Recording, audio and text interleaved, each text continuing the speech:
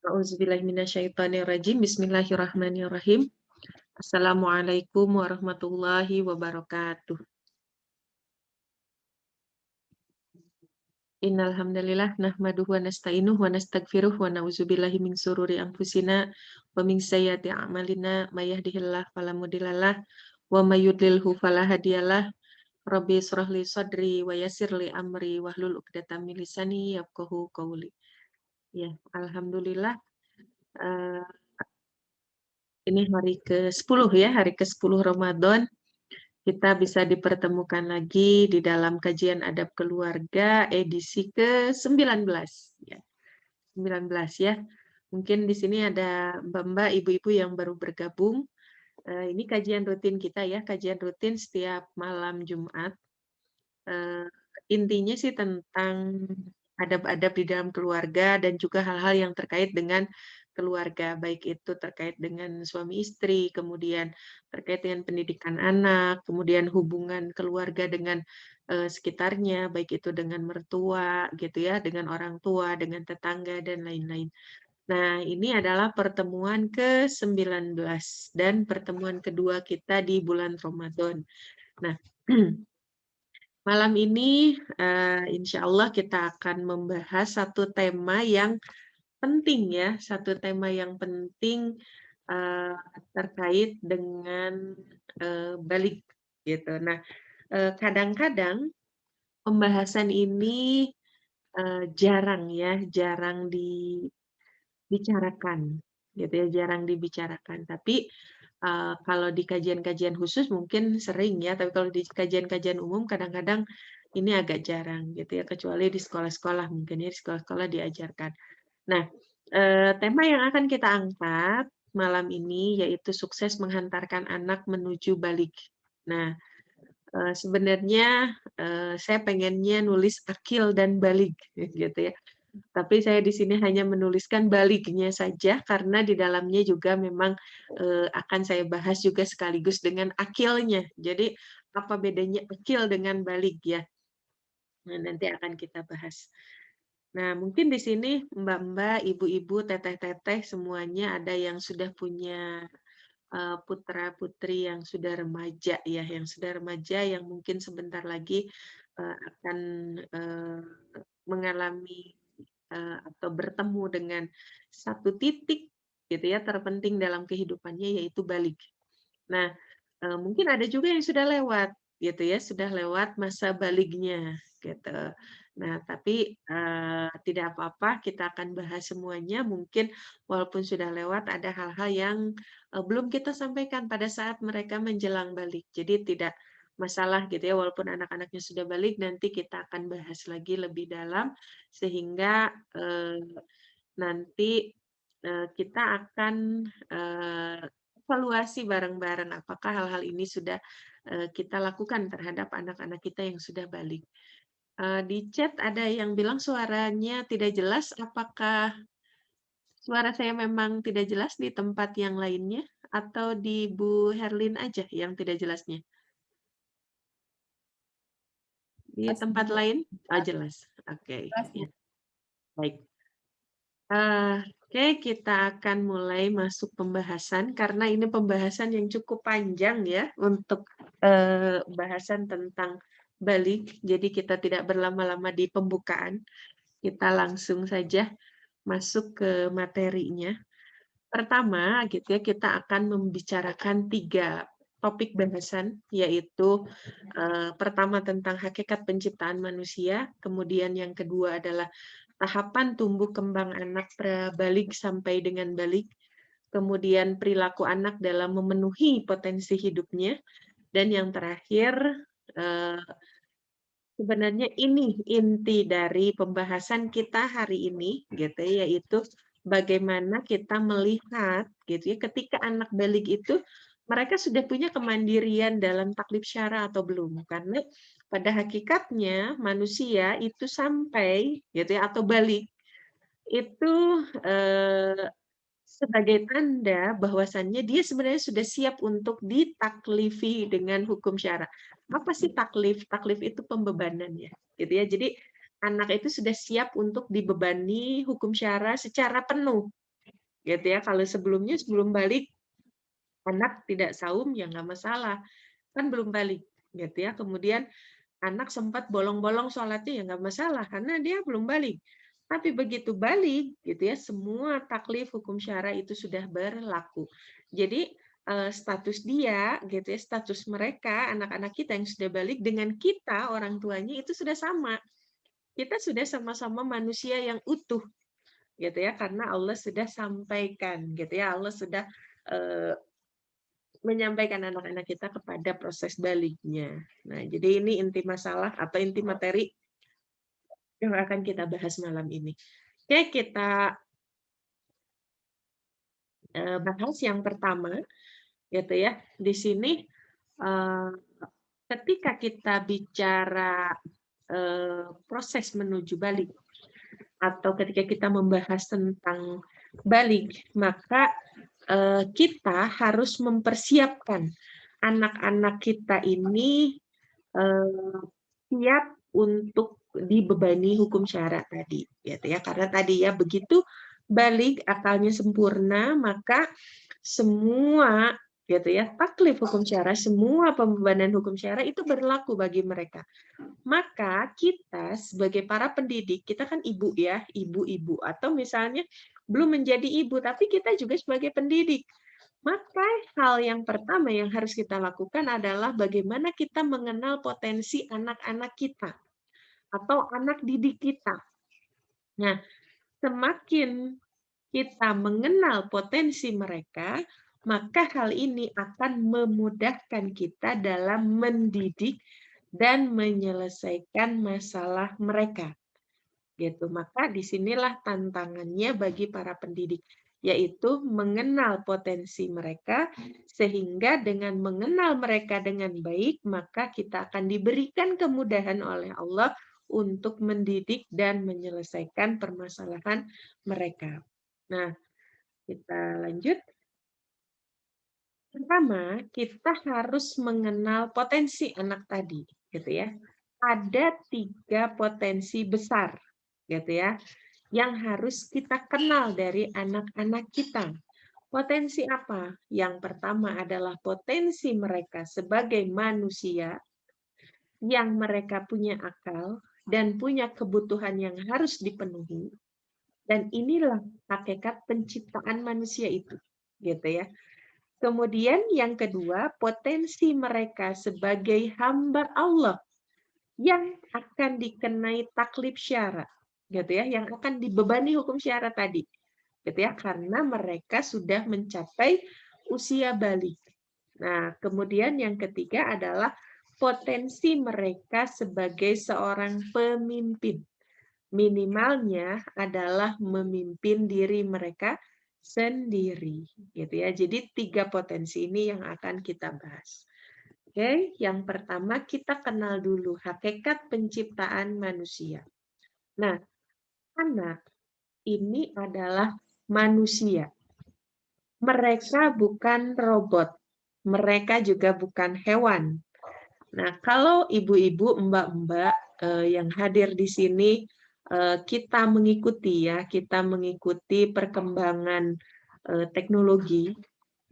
Jadi ketika kita mengikuti perkembangan teknologi, sekarang itu dikenal ada teknologi artificial intelligence atau kecerdasan buatan. Nah, dengan kecerdasan buatan ini, banyak para ahli yang membuat humanoid robot. Jadi robot-robot yang menyerupai manusia. Nah, banyak sekali gitu ya robot. Kemudian sekarang ada teknologi hologram ya. Hologram yang menampilkan sesosok makhluk yang mereka bisa ngobrol, bisa bicara gitu ya. Bahkan mungkin kadang-kadang lebih cerdas daripada manusia gitu ya. Tapi tidak lebih cerdas dari yang bikinnya gitu ya, yang bikin robotnya. Karena secerdas apapun robot tetap aja nggak akan bisa melebihi orang yang memprogramnya ya. Nah, anak kita itu bukan robot. Jadi walaupun si robot-robot sekarang sudah sangat pintar, mereka bahkan kalau dulu kan robot itu dari sisi apa namanya tuh, tubuhnya itu kan masih kaku ya. Mekaniknya benar-benar yang mekanik yang rigid gitu ya, yang berat, kemudian, kaku gitu. Nah, kalau teknologi sekarang, robot itu banyak yang dibikin dari membran. Jadi membran yang menyerupai kulit manusia. Sehingga sudah tidak kaku lagi, gitu ya. Sudah nggak kayak dulu robot itu yang kalau jalan tuh grek grek grek gitu ya. Kalau sekarang tuh udah biasa aja, udah hampir mirip manusia. Nah, anak kita itu bukan robot. Secerdas apapun robot, itu tetap tidak punya hati, tetap tidak punya akal, gitu. Sementara anak kita itu adalah manusia, makhluk yang paling mulia, gitu ya. Makhluk yang paling mulia, makhluk yang dianugerahi akal oleh Allah. Dan akal inilah yang membedakan manusia dengan makhluk yang lainnya. Oke, kita lanjut dulu. Nah, anak kita atau manusia secara umum, mereka diberikan 3 potensi. Yang pertama adalah potensi kebutuhan jasmani. Kemudian yang kedua adalah potensi naluri. Kemudian yang ketiga adalah potensi akal. Nah, manusia diberikan kebutuhan jasmani, di mana kebutuhan ini butuh pemenuhan. Kemudian manusia diberikan juga naluri. Naluri ini pun butuh pemenuhan. Manusia diberikan juga potensi akal, dan akal pun harus dipenuhi, gitu ya. Punya karakteristik, ada pemenuhan. Nah, pemenuhan yang seperti apa yang akan memuaskan? Bukan hanya sekadar memuaskan, tapi pemuasan itu sahih. Ya. Nah, kemudian gitu ya, yang berikutnya pemenuhan ini perlu adanya pendampingan dan juga arahan. Oke, kita lanjut lagi. Nah, kita bahas dulu dari sisi akal ya. Akal inilah yang membedakan manusia dengan makhluk yang lainnya. Akal inilah yang membedakan manusia dengan robot tadi yang sudah kita bahas. Pertama, definisi akal. Akal itu adalah kemampuan memahami hakikat fakta yang kita indera, gitu ya. Berarti kemampuan memahami ini kaitannya dengan proses berpikir, gitu. Jadi akal itu tidak merujuk kepada satu organ tertentu, misalnya otak saja, enggak. Atau misalnya hati, enggak. Gitu ya. Jadi akal itu adalah sebuah proses. Sebuah proses, sebuah peristiwa, gitu ya. Peristiwa ketika kita ingin memahami sesuatu. Gitu ya. Memahami hakikat sesuatu. Nah, akal akan berfungsi apabila terjadi aktivitas berpikir. Kemudian, apa sih yang dimaksud dengan aktivitas berpikir? Aktivitas berpikir adalah proses memahami tadi. Memahami hakikat fakta, kemudian kita lewatkan melalui panca indera kita, sensor-sensornya adalah panca indera kita. Kemudian si panca indera ini dia akan meneruskan ke otak, otak yang mengolahnya, kemudian dikaitkan dengan informasi-informasi sebelumnya yang kita miliki. Itulah definisi dari akal. Nah, kemudian gitu ya, di sini di Quran surat Al-Baqarah ayat 31 sampai 32 kita akan mencoba memahami akal itu seperti apa sih, amazing-nya akal itu seperti apa. Nah, di sini di Quran surat Al-Baqarah ayat 31 32 Allah menghendaki manusia untuk menjadi khalifah fil ardh, gitu ya, pemimpin di muka bumi. Kemudian para malaikat protes, gitu ya, para malaikat protes. Kemudian di sini Allah menunjukkan kepada malaikat bahwasannya Allah tidak salah pilih, gitu ya, ketika menjadikan manusia menjadi khalifah fil ardh, gitu ya.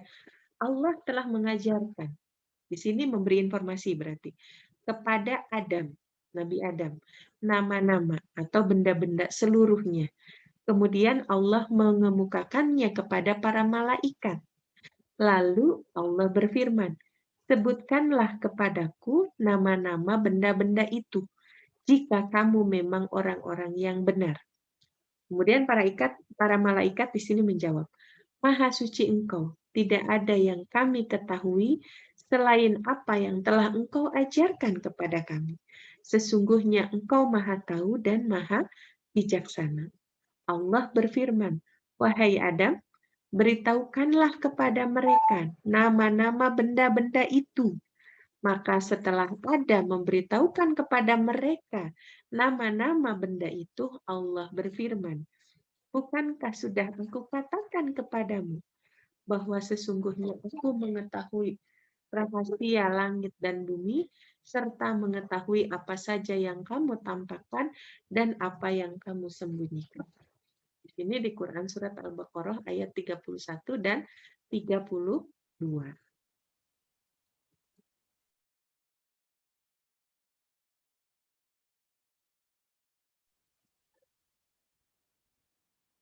Oke, kita lanjutkan.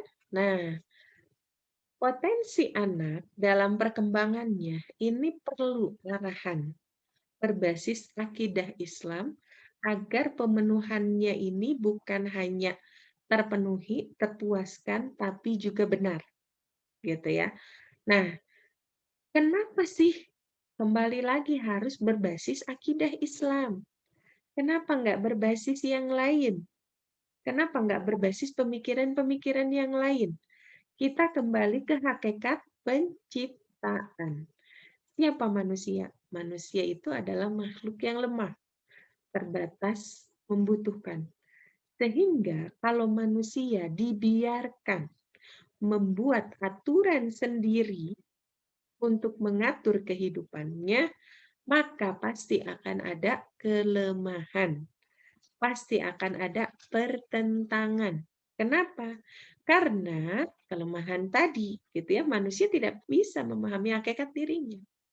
Maka kalau manusia ingin benar-benar, gitu ya, memahami dirinya sepenuhnya, utuh sepenuhnya, maka mereka harus menyerahkan segala sesuatunya kepada zat yang berbeda sama sekali dengan manusia. Siapa itu?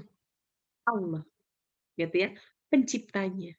Maka kalau kita ingin tahu tentang seluk-beluk manusia, maka bertanyalah kepada yang membuat manusia. Gitu. Itu konsepnya. Nah, kemudian kan agama yang diturunkan oleh Allah itu banyak. Kenapa harus Islam? Kenapa nggak agama yang lain? Nah, diibaratkan setiap pertemuan kita sering bahas ya tentang ini. Diibaratkan kayak misalnya kita pakai HP, gitu ya. Ibu-ibu, mbak-mbak di sini pakai HP, apakah senang dengan HP keluaran yang lama atau justru senang memakai HP keluaran terbaru? Kalau ditanya, kenapa ibu-ibu lebih senang memakai HP keluaran terbaru, bukan HP yang versi lama? Karena HP versi baru tentunya kan sudah melalui penyempurnaan-penyempurnaan kan? Nah, Islam itu adalah agama versi terbaru yang Allah turunkan. Dan tidak akan ada lagi versi lain setelah Islam. Karena Islam sudah ditetapkan sebagai agama terakhir, gitu ya, yang diturunkan kepada Rasulullah Shallallahu Alaihi Wasallam. Sehingga apapun yang Allah ajarkan itu pasti sesuai dengan seluruh zaman, akan sesuai dengan seluruh manusia karena Allah sudah menyempurnakan ajarannya, gitu ya. Islam itu turun dalam garis-garis yang global, sehingga dari yang global ini bisa kita perinci. Siapa yang bisa memerinci? Para ahli agama. Mereka yang akan menggali, baik dari dalil-dalilnya, menggali faktanya, gitu ya, kemudian mengaitkannya dengan segala ilmu yang mereka miliki, sehingga bisa menghukumi sesuatu. Bukan bikin, tapi menggali. Gitu. Nah, karena Islam turun dalam bentuk-bentuk yang global ini, yang bisa diperinci, inilah yang mengakibatkan kenapa Islam bisa sesuai dengan seluruh zaman. Gitu ya. Nah, jadi kembali kenapa harus berbasis akidah Islam gitu. Karena tadi ya, agar pemenuhan dari potensi-potensi yang dimiliki oleh kita, oleh manusia itu bukan hanya terpuaskan tapi juga benar. Nah, kalau kita bicara benar salah, maka di sini ada konsekuensi.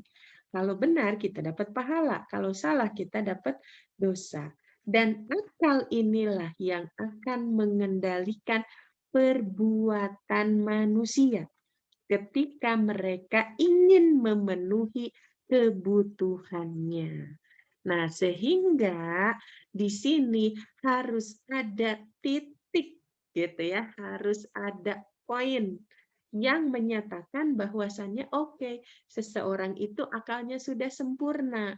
Nah, titik itu ini yang akan kita bahas malam ini. Ya, sebelum ke situ kita bahas dulu terkait dengan akal tadi. Nah, akal itu akan terkait dengan kemampuan berpikir seseorang. Nah, ketika kita bicara kemampuan berpikir, maka kita nggak hanya bicara otak. Karena otak itu hanya prosesornya saja. Dia yang memproses. Tapi otak harus berhubungan dengan dunia luar. Nah, siapa yang menghubungkan dengan dunia luar itu? Syaraf-syaraf kita, dan yang terpenting adalah panca indera kita. Nah, panca indera inilah yang menjadi sensor, yang dia mensensing apapun yang ada di luar tubuh manusia. Hasil sensingnya, gitu ya, hasil yang dirasakan, yang diterima oleh panca indera kita, maka dia akan diteruskan ke otak untuk diolah, gitu ya, untuk diolah. Nah, kemampuan berpikir seseorang itu tergantung dari 4 komponen akal tadi. Apa 4 komponen akal? Pertama ada faktanya. Kemudian yang kedua panca inderanya. Yang ketiga adalah otaknya. Kemudian yang keempat apa? Yang keempat adalah bagaimana informasi-informasi sebelumnya yang mereka miliki. Kalau dia tidak punya bank informasi, susah juga dia akan menyimpulkan sesuatu, betul tidak? Gitu. Nah, kalau kita bicara orang pintar itu adalah orang yang memiliki informasi yang banyak. Tapi pintar belum tentu cerdas. Kalau orang cerdas, selain dia memiliki informasi yang banyak, dia bisa menghubungkan informasi yang satu dengan informasi yang lain. Dan dia bisa mengeluarkan keputusan, gitu ya, ketika dia memikirkan sesuatu, gitu ya, memikirkan sesuatu, oh ini ada informasinya. Kenapa ya bisa begini? Dia hubungkan, dia olah. Kemudian dia putuskan, oh ini tuh begini. Dan dengan cepat. Cepat tidaknya seseorang, gitu ya, dalam mengolah semua itu, itulah yang membedakan orang ini kecerdasannya di atas rata-rata. Orang ini rata-rata. Orang ini di bawah rata-rata. Nah, kalau dalam bahasa kitabnya itu namanya suratul badihah ya. Surah itu cepat, badihah. Jadi berpikir cepat, jelas gitu ya, berpikir cepat dan jelas. Nah, jadi cerdas tidaknya seseorang itu dilihat dari tadi suratul badihahnya gitu ya. Jadi kecepatan berpikirnya, kecepatan mengolahnya, dan menghubungkan antara satu informasi dengan informasi yang lain. Intinya mengolah kemudian memutuskan gitu. Dan inilah yang namanya kemampuan berpikir. Dan inilah yang terkait dengan potensi akal gitu ya. Oke. Nah, kalau kita bicara syaraf yang ada di dalam otak kita, anak-anak bayi yang baru lahir itu dia memiliki 100 miliar sel otak gitu ya. Nah, ini potensi yang Allah berikan. Sel-sel otak ini akan menjadi sesuatu yang menjadi kecerdasan kalau saling terhubung antara satu sel dengan sel yang lainnya. Nah, hubungan antar sel atau mielin gitu ya, ini terbentuk terus-menerus pada saat apa? Distimulasi. Makanya disinilah peran penting orang tua, yaitu bagaimana kita menstimulasi potensi sel yang sudah Allah berikan kepada anak-anak kita sehingga itu berkembang dengan baik. Gitu. Jadi tugas pertama kita tuh itu terkait dengan akal manusia. Dan akal itu yang menyempurnakan martabat seorang manusia. Karena kan tadi akal itulah yang membedakan manusia yang satu dengan manusia yang lain. Gitu. Nah, kita lanjut dulu. Nah, struktur otak yang rimbun seperti hutan yang sangat padat dengan pepohonan, ini semakin rimbun, semakin banyak hubungan antara satu sel dengan sel lain, inilah yang menentukan kecerdasan seseorang. Ya. Nah, kemudian kalau misalnya kita bicara kemampuan berpikir, maka kita akan bicara bahwasannya kemampuan ini berkembang secara bertahap. Dari mulai anak itu di dalam kandungan, kemudian lahir, kemudian dia berkembang, tumbuh dan berkembang gitu ya sampai akhirnya dia balik. Nah, balik inilah tanda sempurnanya akal seseorang gitu. Nah, kemampuan ini harus dimunculkan, diasah, dan ditingkatkan sesuai dengan tahapan perkembangan anak-anak kita. Makanya disinilah tadi catatan yang diberikan di awal bahwasannya menjadi seorang pendidik itu wajib untuk apa? Mengenal potensi anak-anak kita. Oke, kita lanjutkan dulu karena ini slide-nya cukup banyak. Nah, kalau kita bicara apa sih fungsi akal di sini, anak-anak kita tadi diberikan kebutuhan, baik kebutuhan fisik maupun kebutuhan naluri. Dan kebutuhan fisik serta naluri ini butuh pemenuhan. Ini kita masih bicara teori ya, kita masih bicara teori. Nah, dan berbicara akal, karena balik itu tanda sempurnanya akal. Maka kita harus memperdalam dulu tentang akal. Nah, ketika seseorang dia memenuhi kebutuhan fisik maupun nalurinya, siapa yang mengendalikannya? Akal mereka, gitu ya. Akalnya. Kalau manusia, kalau dipergunakan dengan baik, dioptimalkan, maka dia akan menuntun kita untuk memenuhi kebutuhan-kebutuhan tadi secara benar dan cepat sesuai dengan hakikat penciptaan manusia. Nah, ketika akal itu berfungsi dengan baik, maka kita akan meraih martabat yang mulia di hadapan Sang Pencipta tadi. Gitu.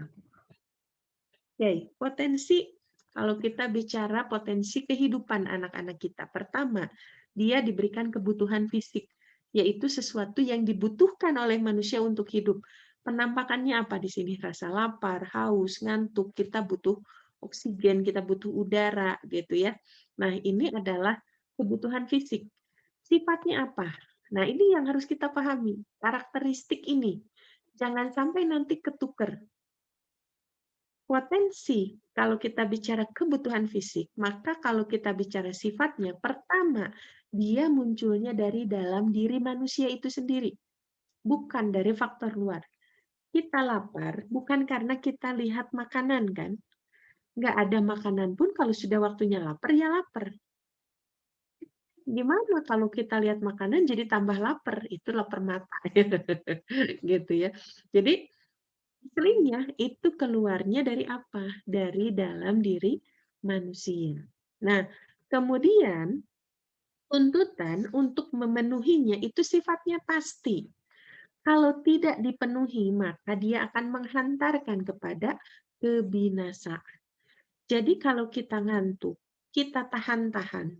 Misalnya minum sebuah merek lah, nggak jadi disebutin gitu ya, kita nyebut merek. Misalnya kita minum produk A untuk menahan kantuk, menjaga stamina. Oke, saat itu kita nggak ngantuk. Kemudian begitu ngantuk minum lagi, akhirnya nggak tidur-tidur. Oke, pada saat itu kita nggak apa-apa.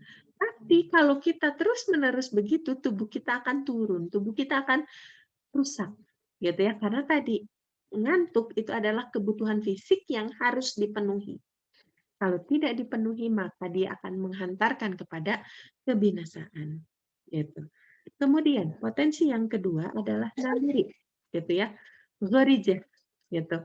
Nah, apa sih naluri ini? Kecenderungan manusia untuk meraih ketenangan, kebahagiaan, dan keselamatan hidup. Nah, ini berbeda dengan kebutuhan fisik tadi.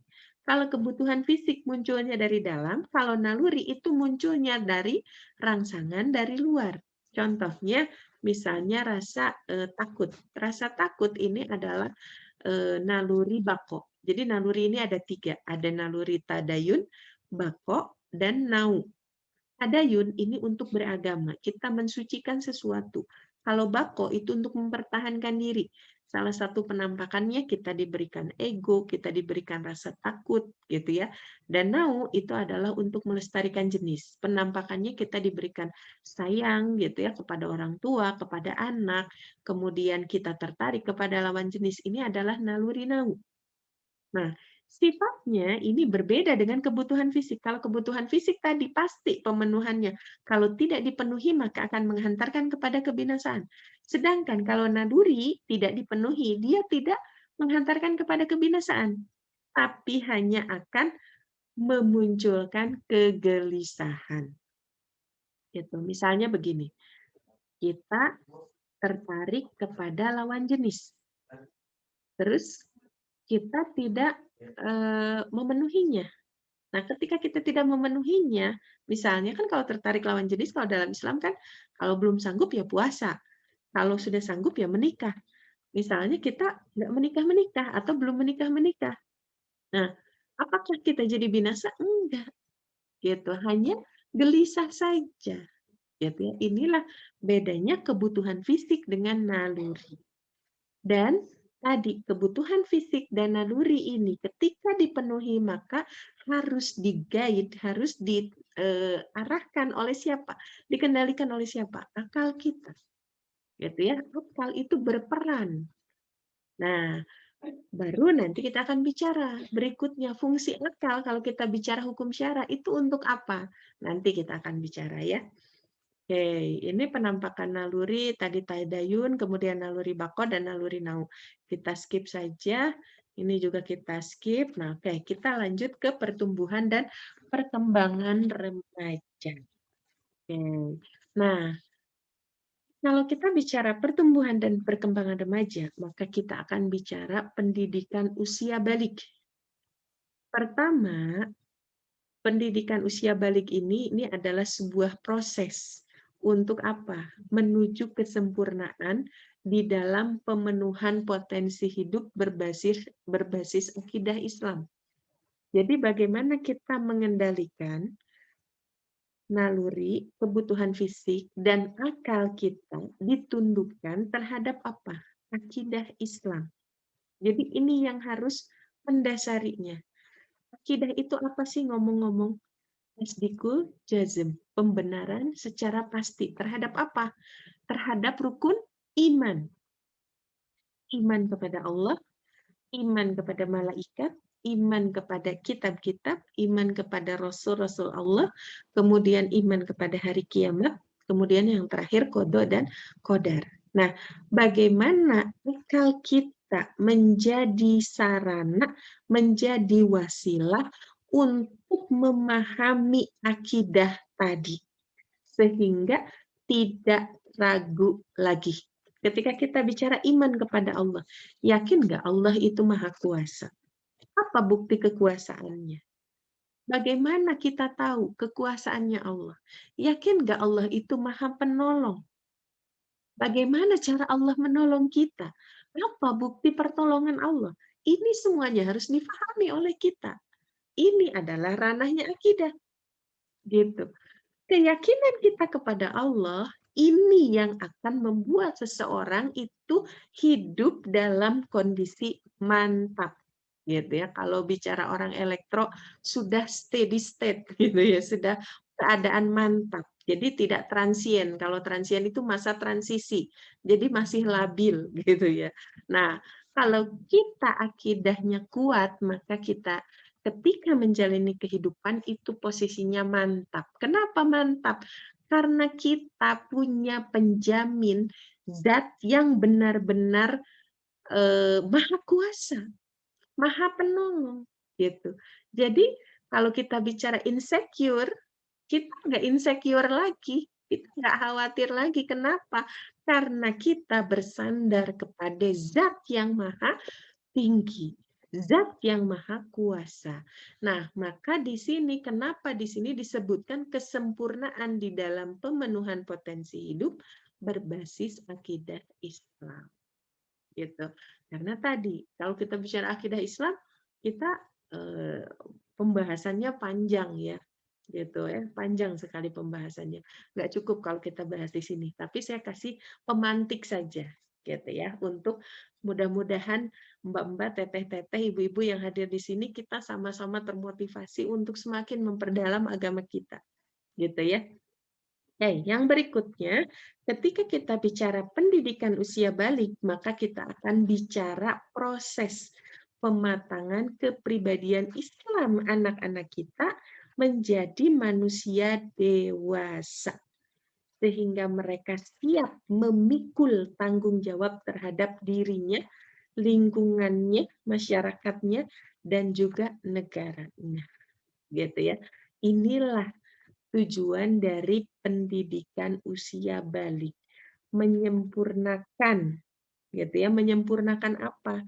Proses pemenuhan potensi hidup berbasis akidah Islam dan juga mematangkan kepribadian anak-anak kita sehingga mereka siap untuk menjadi manusia dewasa yang seutuhnya, yang bermartabat manusia. Gitu. Bukan hanya sekedar sampai, tapi juga memang benar-benar martabat manusianya tuh muncul, gitu ya. Oke. Nah, kemudian kita bahas balik. Nah, balik inilah yang menjadi penentu, gitu ya. Seseorang itu sempurna atau tidaknya akalnya, gitu ya. Balik artinya sudah sampai, gitu ya. Anak kita berarti sudah sampai waktunya. Untuk apa? Sampai waktunya untuk memahami. Habis masa kanak-kanaknya.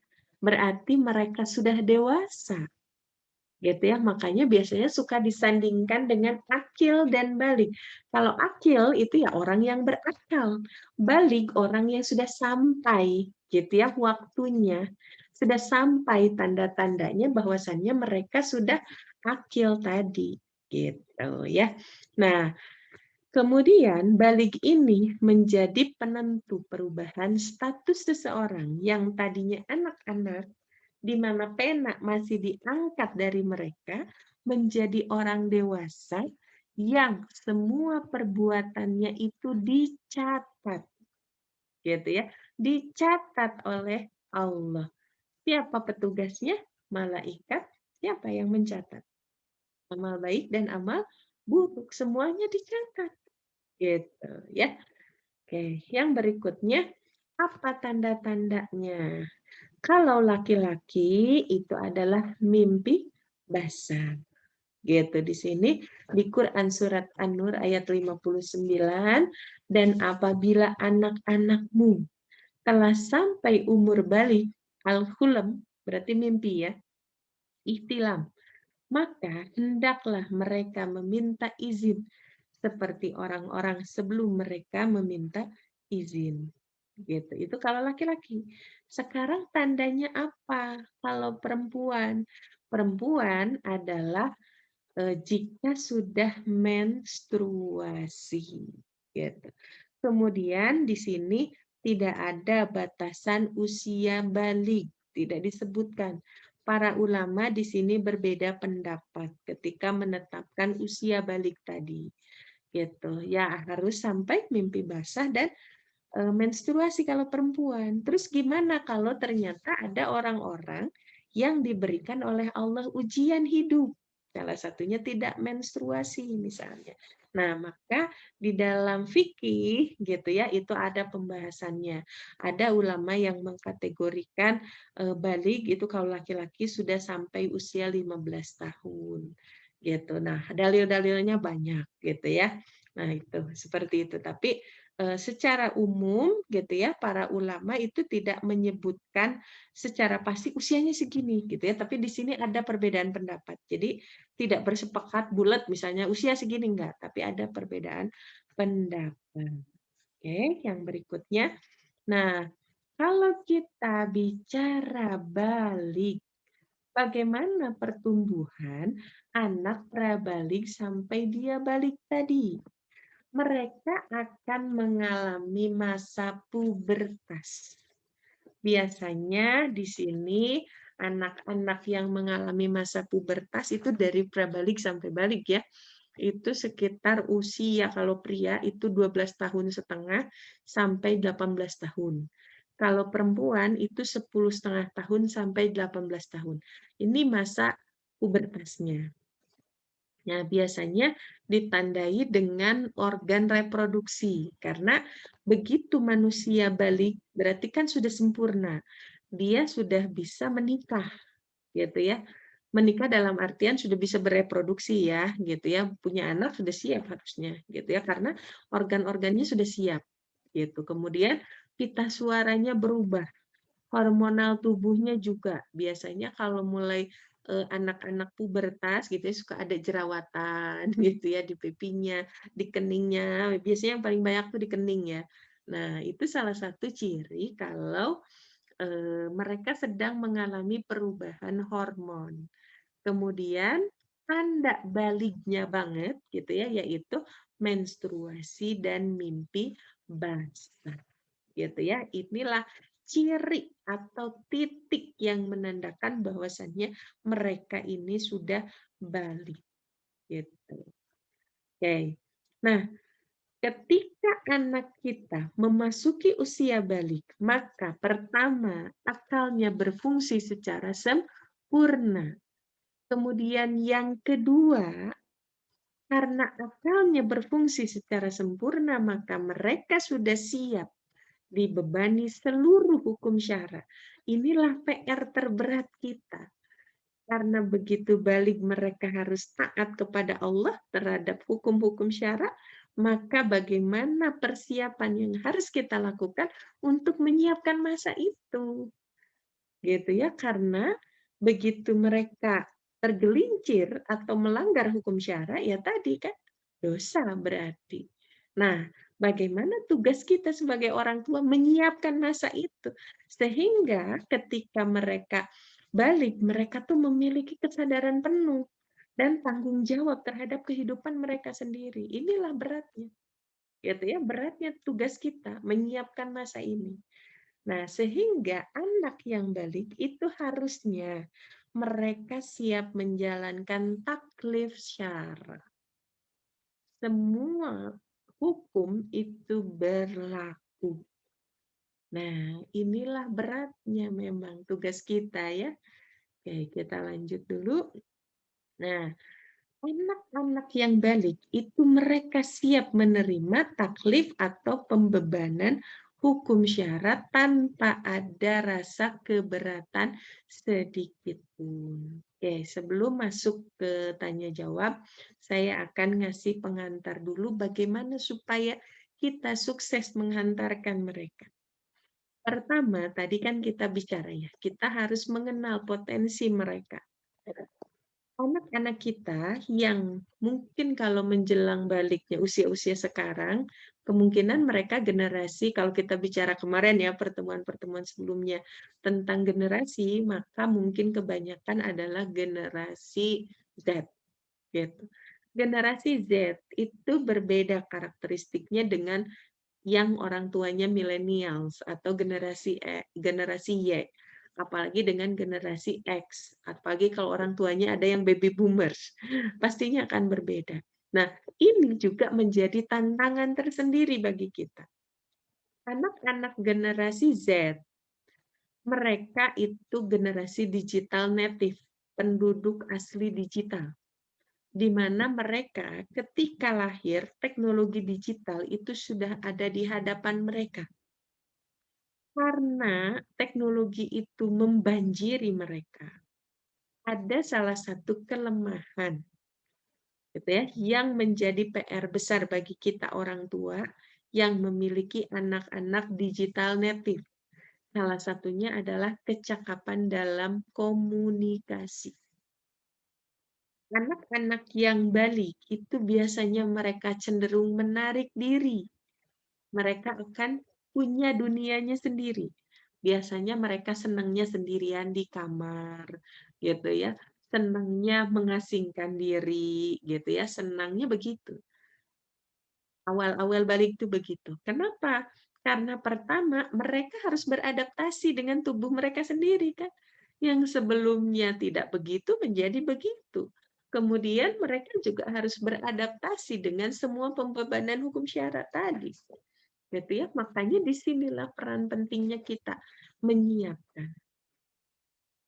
PR kita salah satunya adalah bagaimana kita membangun komunikasi yang lancar, yang utuh dengan mereka. Gitu. Jadi kalau menurut Ali bin Abi Thalib radhiyallahu an, gitu ya, ketika kita bicara global, gitu ya, global pendidikan anak atau bagaimana relasi orang tua terhadap anaknya, ketika anak-anak kecil perlakukan mereka sebagai raja, kan begitu. Ketika mereka mulai besar, gitu ya, jadikan mereka sebagai partner kan. Nah, kalau kita bicara partner, berarti kan kita bicara komunikasi yang lancar di situ. Maka anak menjelang balik dan setelah balik itu saat-saat yang paling krusial, titik kritis. Pertama, mereka sedang membangun jati dirinya, mereka sedang menyesuaikan kehidupannya.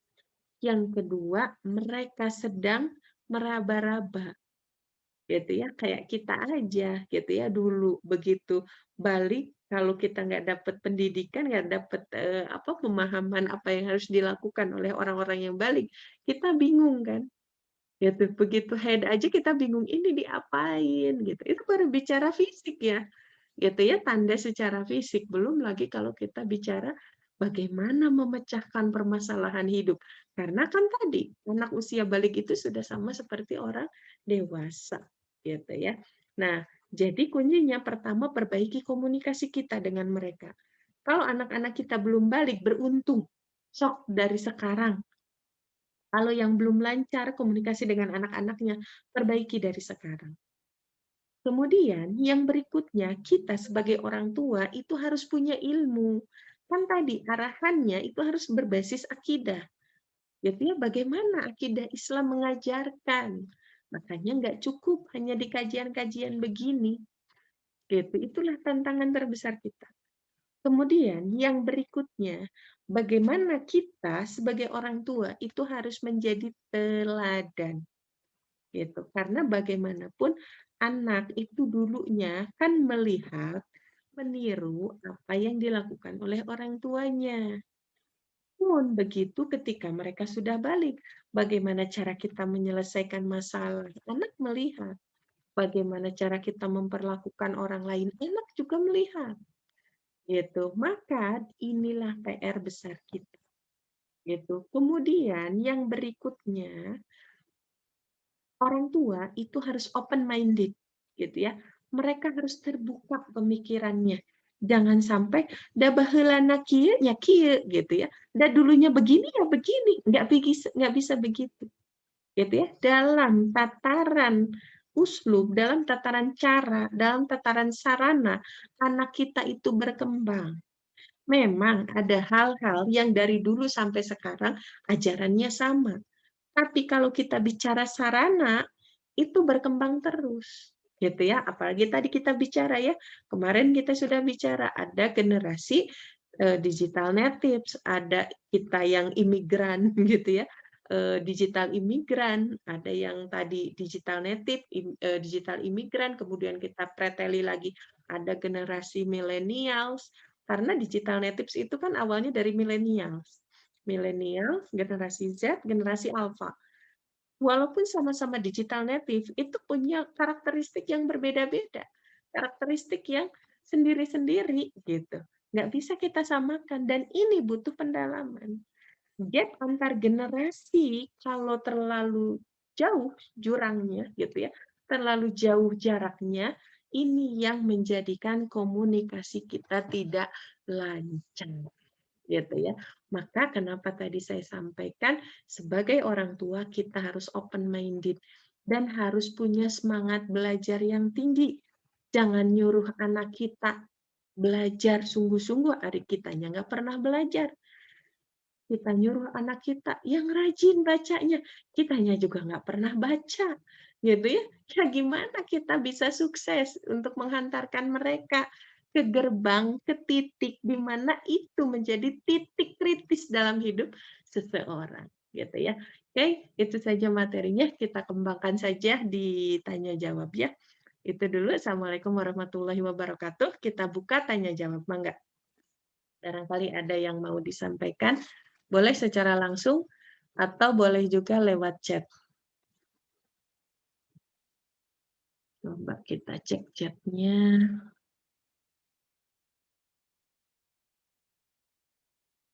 Sudah ada ya di sini.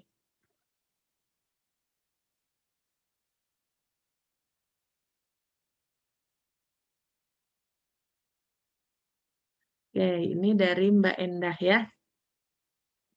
Izin share Mbak Endang. Oke, menurut saya peran sekolah menjadi dominan atau paling menentukan bagaimana seorang anak yang sudah balik harus berperilaku.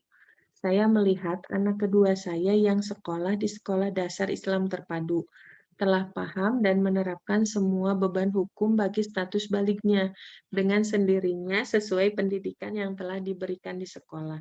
Jadi menurut saya butuh kurikulum di sekolah yang mengintegrasikan nilai-nilai agama Islam secara ketat. Saya bandingkan dengan anak pertama saya yang sekolah di sekolah negeri. Beda jauh, Mbak. Namun, saya juga setuju jika kita sebagai orang tua tetap memberikan teladan dan komunikatif. Demikian share saya, Mbak Endah. Hatur nuhun sami-sami. Oke, share yang bagus ya dari Mbak Endah. Eh, betul, gitu ya. Memang anak, ketika kita bicara anak ya, pendidikan pertama itu madrasahnya, madrasatul ulanya itu ada di rumahnya. Rumah itu menjadi titik dasar penentu kehidupan seseorang. Terbentuk atau tidaknya jati diri seseorang, kuat tidaknya jati diri seseorang, itu tergantung dari pendidikan awal di rumahnya. Gitu ya, di rumahnya. Kenapa? Karena awal kehidupan anak itu besarnya di rumah. Semua nilai-nilai itu ditentukan di rumahnya. Pun ketika mereka sekolah, siapa yang menentukan sekolahnya? Kan anak kita belum bisa milih sendiri. Anak kita belum tahu mana yang terbaik, mana yang tidak baik. Pasti mereka menyerahkan ke kita kan sebagai orang tuanya. Kalau orang tua tidak punya visi dan misi yang jelas, anaknya itu mau dibawa kemana, gitu ya. Ketika memilih sekolah pun, nu penting sekolah, we, gitu. Yang penting sekolah, we, gitu. Gitu. Nah, berarti kan di sini pentingnya orang tua paham, gitu. Makanya termasuk dalam perkara-perkara yang terkait dengan hal-hal yang balik gitu ya. Nah, contoh salah satunya gitu ya, pentingnya peran, peran orang tua di antaranya misalnya bagaimana kita mempersiapkan anak kita yang laki-laki karena beda ya. Anak perempuan dengan anak laki-laki itu beda. Kalau anak perempuan, kalau dari sisi tanggungan nafkah, dari mulai dia lahir sampai dia meninggal tidak ada kewajiban nafkah bagi anak perempuan. Begitu dia lahir sampai dia menikah, maka yang menanggung nafkahnya adalah walinya. Kalau ada bapaknya, ya berarti bapaknya. Kalau nggak ada, berarti kakeknya, dan seterusnya, pamannya, dan lain-lain. Nah, kalau misalnya dia sudah menikah, yang wajib menanggung nafkahnya adalah suaminya. Terus gimana kalau suaminya udah nggak ada, kemudian, orang tuanya atau, wali-walinya juga sudah tidak ada, siapa yang menanggung nafkahnya? Negara, gitu ya. Maka seorang perempuan itu tidak wajib bekerja. Makanya dalam Islam, hukum wanita bekerja adalah mubah. Yang namanya mubah atau boleh, mau dikerjakan tidak dapat pahala, dikerjakan juga tidak dapat pahala. Gitu ya, karena mubah tadi, mubah itu kan pilihan, sama-sama, gitu ya, dikerjakan, tidak dikerjakan, nggak dapat apa-apa. Lalu apa yang menyebabkan kita berpahala dari perbuatan mubah kita? Bukan perbuatannya, tapi ketika kita melakukan itu, kita landasi. Saya melakukan ini dalam rangka takarub kepada Allah. Nah, takarub kepada Allahnya itulah yang akan mendatangkan pahala bagi kita dalam perkara-perkara yang mubah. Contohnya ketika kita bekerja nih, emak-emak kita bekerja, bukan hanya sekedar bekerja, bekerjanya emak-emak itu bukan untuk memenuhi nafkah, karena tidak wajib, gitu ya, tidak wajib. Emak-emak itu bekerja. Catatannya, pertama, kalau semua kewajibannya sudah terpenuhi. Karena kan hukumnya mubah. Kalau kita bicara prioritas, maka yang harus kita prioritaskan adalah kewajiban, bukan kemubahan. Gitu ya. Jadi pastikan ketika kita keluar rumah, semua hal yang wajib kita lakukan, kalaupun kita delegasikan, nah delegasi kita itu harus bisa menjadi penggantinya kita pada saat kita keluar, gitu. Jadi ada mekanismenya kalau kita mau keluar rumah, gitu ya. Karena tadi pendidikan anak itu wajib, gitu. Dan bukan cuma emaknya ya, bapaknya yang terutama. Di dalam Al-Qur'an, dialog yang paling banyak di dalam Al-Qur'an itu dialog bapak dengan anaknya, bukan dialog ibu dengan anaknya. Ada sekitar 14 dialog bapak dengan anaknya. Salah satunya adalah bagaimana dialognya Luqman ya, Luqmanul Hakim dengan anaknya. Ya bunayya, la tusyrik billah. Wahai anakku, janganlah engkau menyekutukan Allah, gitu ya. Kemudian kita harus sayang sama ibu kita, katanya begitu. Kenapa? Karena mereka sudah mengandung kita, gitu ya, dalam keadaan lelah, lemah, yang semakin bertambah lemah. Nah, itu dialog bapak dengan anaknya. Di kita, kadang-kadang sekarang pendidikan anak itu dilimpahkan semuanya sama ibunya. Padahal di dalam Al-Quran itu bapaknya. Gitu. Memang dekat 2 tahun pertama dekat dengan ibunya, tapi bukan berarti kesananya jadi ibunya yang bertanggung jawab. Ketika ada sesuatu yang, salah gitu ya, ibunya yang disalahkan, nggak bisa. Tanggung jawab pendidikan itu justru ada di anaknya. Bahkan di kitab, adab keluarga ini, Nizamil Usrah ini tuh disebutkan gitu ya, wibawanya seorang bapak, wibawanya seorang suami adalah ditanggung jawabnya. Salah satunya adalah bagaimana mereka memastikan apa visi misi keluarganya mau dibawa kemana, gitu ya. Kemudian si bapak ini, gitu ya, dia harus memastikan pendidikan anak-anaknya itu kayak gimana. Dia harus memastikan maskulinitas anak laki-lakinya. Karena anak laki-lakinya nanti jadi kepala keluarga juga kan. Gitu. Nah, makanya kenapa sekarang fenomena anak laki-laki yang keperempuan-perempuanan itu semakin banyak. Karena pendidikannya diserahkan ke emaknya. Nah, bapaknya kemana? Gitu. Makanya sekarang tuh lagi gencar-gencarnya ya orang-orang yang paham itu mengembalikan peran bapak dalam pendidikan anak. Wahai bapak, pulang, pulang, pulang. Gitu. Karena di Al-Quran juga begitu. Dialognya bapak-bapak loh sama anaknya. Padahal di kita seringnya emak-emaknya ya, gitu ya, yang cerewet emak-emaknya. Nah, akhirnya si anak tuh jengkel sama emaknya, karena setiap hari emak deui, gitu ya, mamahnya lagi yang ketemunya. Padahal harus berimbang dua-duanya, gitu. Nah, jadi penting sekali kita pun mengembalikan peran ayah dalam pendidikan. Jadi, kalau misalnya keluarga itu sudah punya visi misi yang jelas, ketika menentukan sekolah pun nanti nggak akan asal sekolah. Karena pada dasarnya tanggung jawab pendidikan anak itu ada di pundak orang tua. Kan mereka yang dikasih amanah. Ketika pun kita menyekolahkan anak, kemudian anak dididik oleh guru-gurunya, bukan berarti amanah itu pindah jadi maksudnya, tanggung jawab itu pindah kepada guru-gurunya, enggak.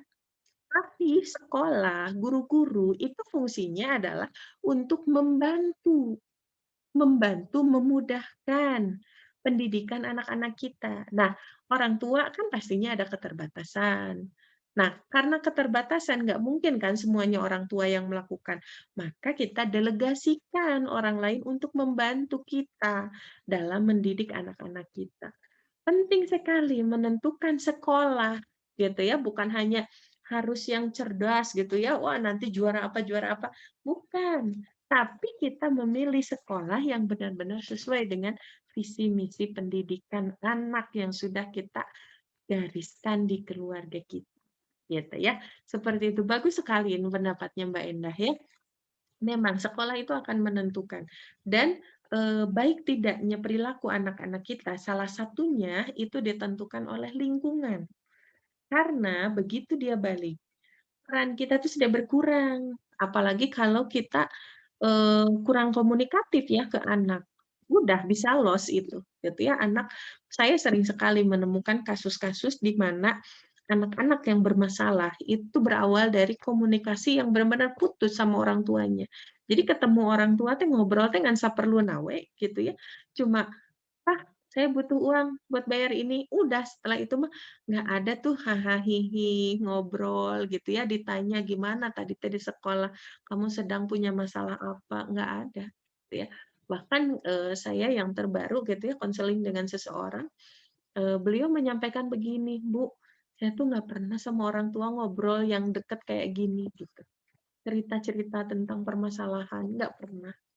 Gitu ya, miris sekali, gitu ya. Makanya, ayo balik balik balik balik gitu ya. Bapaknya terutama ya, karena bapak itu mengajarkan ketegasan, keberanian, itu bapak, gitu. Seorang ibu, setangguh apapun seorang ibu, dia nggak akan pernah bisa mengajarkan itu kepada anaknya. Karena itu semua adanya di bapak, gitu. Jadi, wajar sekarang banyak anak-anak yang melambai akhirnya, gitu ya. Oke, kita lanjut ya, itu yang dari Mbak Endah. Yang berikutnya, ini dari Mbak Yeni, materinya bagus sekali Mbak Endang. Mau tanya tips untuk menjaga anak supaya tidak mudah terpengaruh dengan tren-tren sekarang, seperti K-pop, drakor, dan lain-lain. Aduh, ini bagus sekali pertanyaannya ya. Kayaknya ini masalah banyak orang. Oke, apa tipsnya? Kembali ya, akidah. Bagaimana kita menanamkan, pertama, siapa diri kita? Untuk apa kita hidup? Akan kemana setelah kematian menjemput kita? Ini penting sekali untuk diajarkan kepada anak kita. Bukan didoktrin ya. Tadi kan untuk menstimulus otaknya, kemampuan berpikirnya, kita harus mengajak anak kita berproses. Walaupun pelan-pelan, gitu ya, tidak memaksakan, gitu. Nah, jadi kita ajarkan kepada mereka, siapa diri kita? Sebenarnya kita tuh untuk apa sih? Kayak misalnya contohnya, contoh realnya beginilah. Ketika anak saya bicara begini, Bunda, teman-teman aku suka main games. Kenapa nggak boleh main game? Gitu ya. Saya bilang, kita hidup itu nggak cuma di dunia. Apa buktinya? Ya kita kasih contoh. Banyak orang-orang yang meninggal. Nah itu contohnya. Hidup kita tuh nggak abadi di dunia. Kita akan meninggal. Kita akan bertemu dengan kehidupan lain. Dan di kehidupan lain itu kita butuh bekal. Nah, kapan kita nyari bekalnya? Pas kita di dunia, karena udah mati, udah terputus.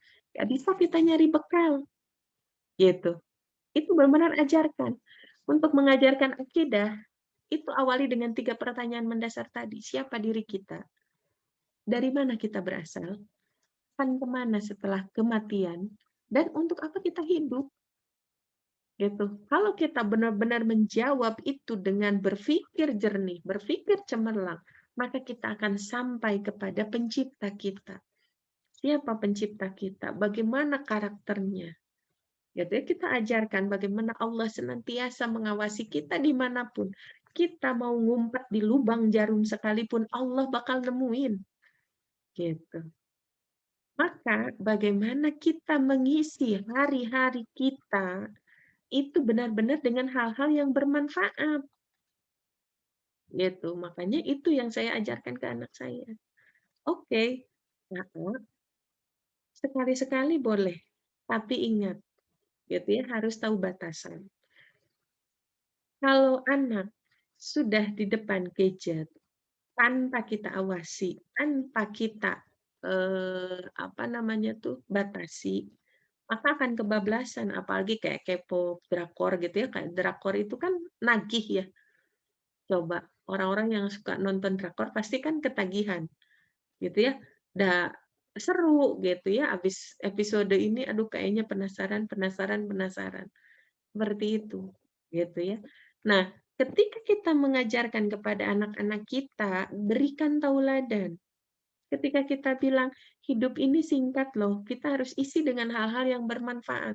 Nah, hari kita nak, gitu ya, kitanya orang tuanya misalnya, di depan sambil nyetrika nonton drakor, gitu ya. Sambil ini nonton drakor. Ya gimana anak-anak tidak melihat, mendengar, merasakan suasana drakor, gitu. Jadi, jauhkan. Itu dari keluarga, belum lagi dari lingkungan kan.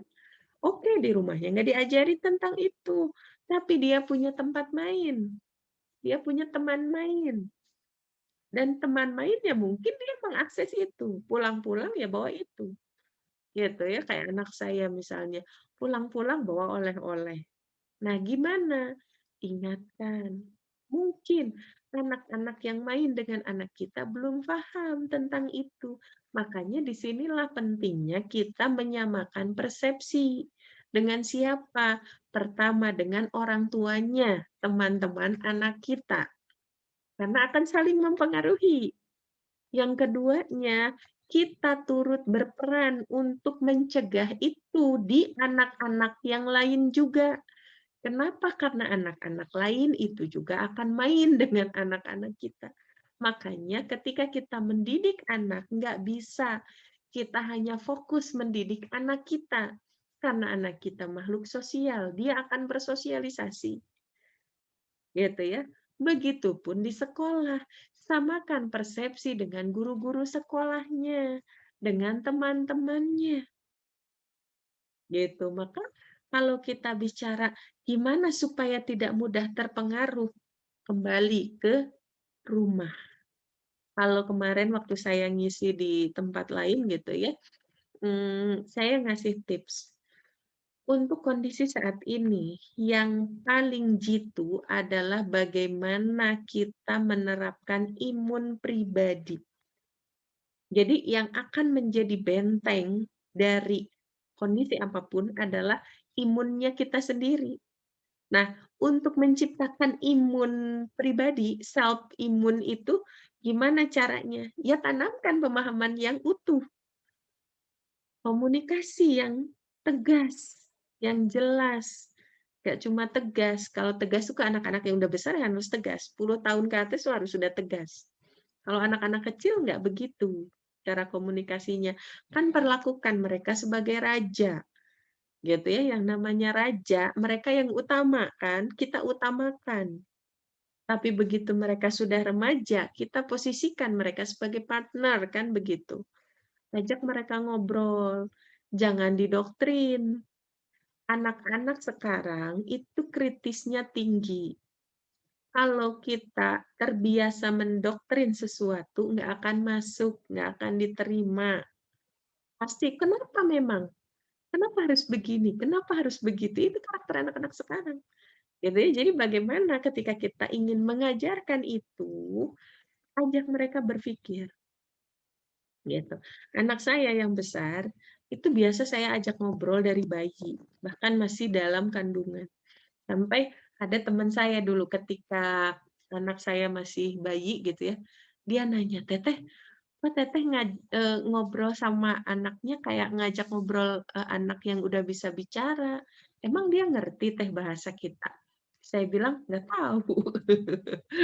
Kan nggak tahu pastinya, gitu ya, dia ngerti atau enggak, gitu. Yang pasti kata saya hanya ingin mengajarkan yang terbaik untuk anak saya. Tapi memang berbeda hasilnya. Dulu saya pernah bertemu ketika anak saya usia 3 tahun, gitu ya, saya ketemu dengan kolega yang kita waktu itu saya sama-sama, 4 tahun berarti ya, karena 2015 saya daftar, PNS ya. 2014 akhir, bener. 3 tahun berarti, 3 tahun setengah ya. 2014 akhir, saya ketemu dengan seseorang, beliau PNS-nya di Kemenkumham. Nah, pada saat tes, kita bareng-bareng, waktu itu kan harus ada tes kesehatan jiwa ya.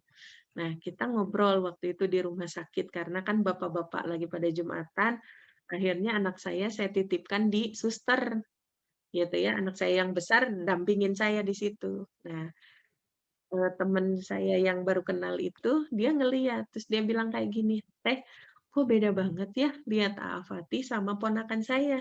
Ponakan saya tuh udah 5 tahun, tapi komunikasinya tuh masih satu arah." Gitu ya, kita ngobrol sama dia, ya dia ngomong ke mana, gitu ya. Dia komunikasi sama kita, pas kita bales dia ke mana. Tapi kok Aafati itu, 3 tahun setengah, tapi kok udah bisa nyambung gitu, kalau ngobrol tuh udah 2 arah. Ya saya nggak tahu, mungkin salah satunya, mungkin gitu ya, karena saya sering ajak ngobrol dan saya memang biasakan dia untuk ngobrol, untuk bicara.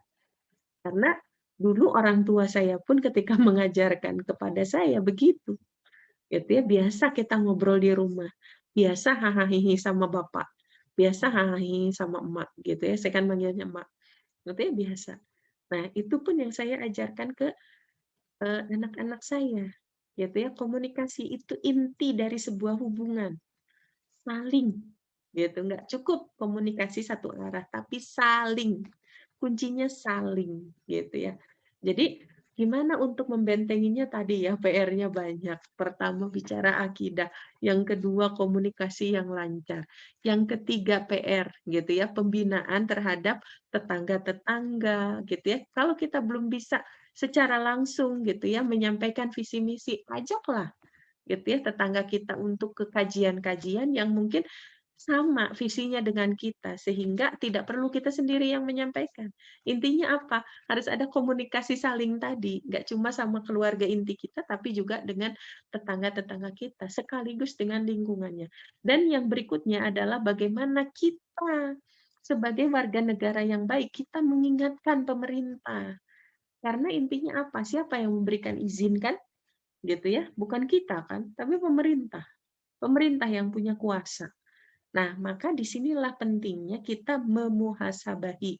Apa itu ya memuhasabahi? Mengontrol lah, memberikan controlling terhadap pemerintah kita dan memberikan masukan-masukan gitu. Jadi jangan sampai pendidikan jangan sampai ada istilah guru atau orang tua sama guru menanamkan pendidikan karakter gitu ya. Sementara ada sebagian oknum yang justru menghancurkan karakter yang sudah dibangun tadi. Nah, ini kan nggak match gitu ya. Sementara anak-anak kita karena digital native, mereka akan mm, lebih tertarik dengan influencer, influencer gitu ya, daripada kepada emak bapaknya yang nyanyi di rumah gitu ya. Mereka lebih senang nonton acara-acara kayak misalnya YouTube-nya siapa, influencer siapa gitu ya. Mereka lebih senang nonton itu. Jadi tanamkan tauladan yang benar-benar dekat sama anak-anak itu, gitu ya. Dan kita, ketauladanan kita harus bisa mengalahkan kewibawaannya influencer-influencer di luaran sana. Gitu, karena kalau kita kalah pamor, ya mereka akan ikut, gitu ya, ikut influencer ketimbang ikut emak bapaknya. Makanya pentingnya tuh di sini ya, mengenal karakter anak-anak kita, digital native, itu tantangan banget buat kita. Gitu ya, karena kalau kita nggak paham karakter itu dan bagaimana sikap yang seharusnya, berat. gitu ya, berat. Kita kalah pamor, gitu. Apalagi kalau kitanya gaptek, misalnya, "Ah, mama gaptek, mendingan saya nanya teman saya," gitu ya. Nah, kan kayak gitu lagi. Makanya tadi saya bilang orang tua itu harus open minded. Begitu ya Mbak Yeni ya, kurang lebihnya seperti itu. Oke, kita, mana? Nah ini. Dari Bu Neni Roli. Bagaimana cara mengisi kekosongan pada anak saat balik terdahulu yang saat ini sudah tumbuh dewasa karena kefakiran dan kejahiliahan ortu? Aduh, ini bagus sekali pertanyaannya. Ya, tadi kan saya sampaikan, mungkin sekarang ada yang anak-anaknya sudah lewat masa baliknya dan dulu kita belum apa namanya tuh, belum punya ilmunya. Bagaimana cara mengisi kekosongannya? Kalau saya, pertama kumpulkan anak-anak kita, kumpulkan anak-anak kita, kemudian kita minta maaf, inner child, emosi yang belum tuntas di masa anak-anak, itu akan terbawa terus. Maka sebagai orang tua, kita jangan malu untuk mengakui kalau memang kita salah sebelumnya. Kalau kita memang kurang ilmu. Jadi, rangkul mereka, kumpulkan mereka. Gitu ya, saya sama suami itu sering kumpulin anak-anak, kita minta maaf, maafin bunda ya, maafin ayah, gitu ya, karena keterbatasan ilmu, akhirnya kalian jadi begini, karena ketidakmaksimalan kita, kalian jadi begini. Karena apapun yang terjadi sama anak-anak kita, itu kan peran kita yang paling besar kan, yang berpengaruh terhadap jadinya anak kita sekarang itu kan kita, orang tuanya. Maka yang pertama yang harus kita lakukan, peluk mereka, minta maaf. Tapi bukan minta maaf seremonial ya, kayak upacara gitu ya, hanya dibacain doang, bukan. Tapi benar-benar minta maaf yang keluar dari hati yang paling dalam. Karena kita memang mengakui kita nggak punya ilmu, gitu. Dan minta doakan oleh mereka. Mama sekarang sama papa lagi berusaha memperbaiki diri. Dulu gitu ya, ketika kalian kecil, mama belum punya banyak ilmu. Sekarang mama sama papa sudah mulai belajar. Maka pertama minta maaf. Kalau kami ya salah dalam mendidik, kalau memang salah atau kurang tepat, ya bilang aja sebenarnya kayak gimana. Kemudian doakan kami supaya setelah ini kami bisa lebih baik. Kemudian tanya ke mereka gimana pandangan mereka terhadap kita. Jangan kita nuntut, anak kita harus begini, anak kita harus begitu. Hari mereka nggak pernah ditanya orang tua yang seperti apa yang mereka inginkan. Gitu. Ya, jadi yang pertama adalah ngobrol dari hati ke hati. Yang berikutnya, curahkan perhatian kepada mereka. Kalau mereka bisa diajak untuk sama-sama mencari ilmu, itu jauh lebih bagus. Tapi kalau belum bisa, awali dari kita dulu. Nah, yang berikutnya, banyak-banyak bertaubat. Bagi Allah, itu sangat mudah untuk membolak-balikan hati manusia. Alam semesta yang begitu luas, yang begitu rumit, bagi Allah itu tinggal bilang kun, fayakun, kan begitu. Apalagi hanya membantu anak-anak kita supaya kekosongan itu menjadi terbayar lunas. Gitu ya. Jadi banyak-banyak bertobat. Pertama, karena kita memang salah kan, punya banyak kesalahan. Bertobat fungsinya yang kedua adalah untuk membersihkan. Bersih-bersih, bersih-bersih apa? Kita dari kesalahan-kesalahan kita di masa lalu. Yang ketiga fungsinya adalah untuk membuka hijab-hijab doa kita. Karena maksiat yang kita lakukan itu akan menjadi hijab, menjadi penghalang sampainya doa kita kepada Allah. Jangan sampai kita sekarang berdoa banyak sama Allah, tapi kita tidak pernah membuka penghalang itu. Gimana caranya membukanya? Dengan bertaubat. Gitu. Kemudian banyak sedekah. Sedekah itu bisa menolak bala, gitu ya, membersihkan jiwa. gitu. Maka banyak-banyak sedekah. Semoga dengan sedekah itu menjadi jalan Allah membukakan hati anak-anak kita dan juga hati kita. Kemudian banyak-banyak takarub sama Allah, karena Allah itu pemilik anak-anak kita. Walaupun kita punya kekurangan, bagi Allah itu sangat mudah untuk menutup kekurangan itu. Gitu. Jadi begitu ya, Bu Neni.